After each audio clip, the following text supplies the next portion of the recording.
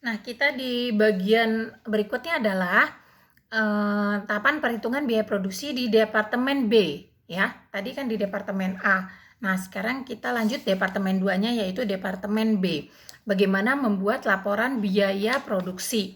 Ada di halaman 23. Yang pertama adalah membuat perhitungan unit ekuivalen dan biaya produksi per unit Departemen B, ya. Ini dari Departemen A, tadi kan sudah di laporannya halaman 22 tuh, ya.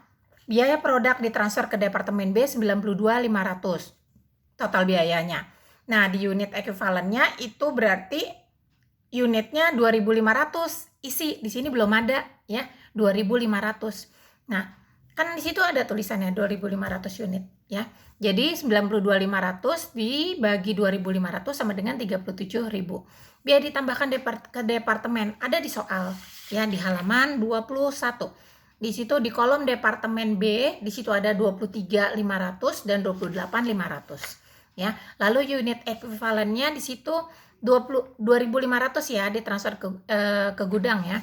2.200 tambah di situ tingkat penyelesaiannya 50% ya masing-masing, sama konversi ya.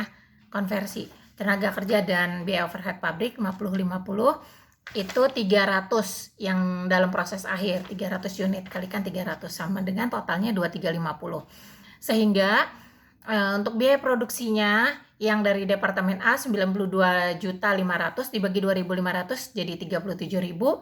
Terus untuk tenaga kerjanya yang ditambahkan ke Departemen B 23.500 dibagi 2.350 sama dengan 10.000. BOP-nya 28.200 dibagi 2.350 sama dengan 12.000. Totalnya menjadi 59.000. Kita masukkan ke laporan biaya produksi. Pertama diterima dari Departemen A kan 2.500 di soal. Ya. Yang ditransfer ke Departemen B 2.500. Produk yang ditransfer ke gudang 2.200. Produk dalam proses akhir 300. Totalnya 2.500 sama. Ya. Terus di sini biaya yang dibebankan. Berikutnya adalah biaya dibebankan. Dari Departemen A di sini 92.500 tambah 23, tinggal nyalin ya di total biaya ya, 23.500 tambah 28.200 sama dengan 51.700.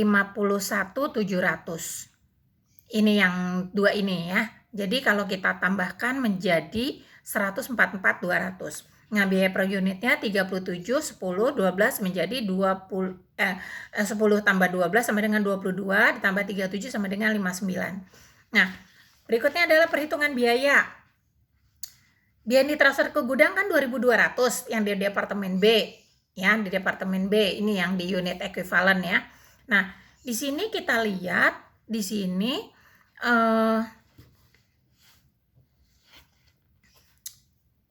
totalnya menjadi 2.200 kali 59.000 sama dengan 129.800. Nah, setelah itu kita lihat dari Departemen A itu kan 300 unit yang ditransfer.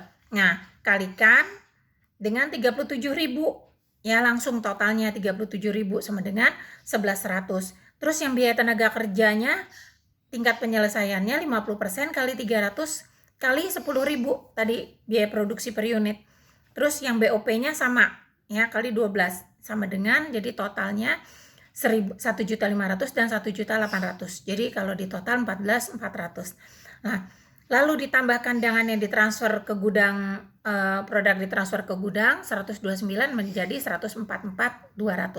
Ini harus sama ya, jumlah biaya produksi dibebankan dengan yang dibebankan di Departemen B, itu yang di total biaya ya, nilainya sama ya, 144, di situ juga 144.200 ya. Nah, jurnalnya seperti yang udah Ibu jelaskan. Nah, kita kupas lagi. Jurnal yang pertama 92.500. Barang dalam proses,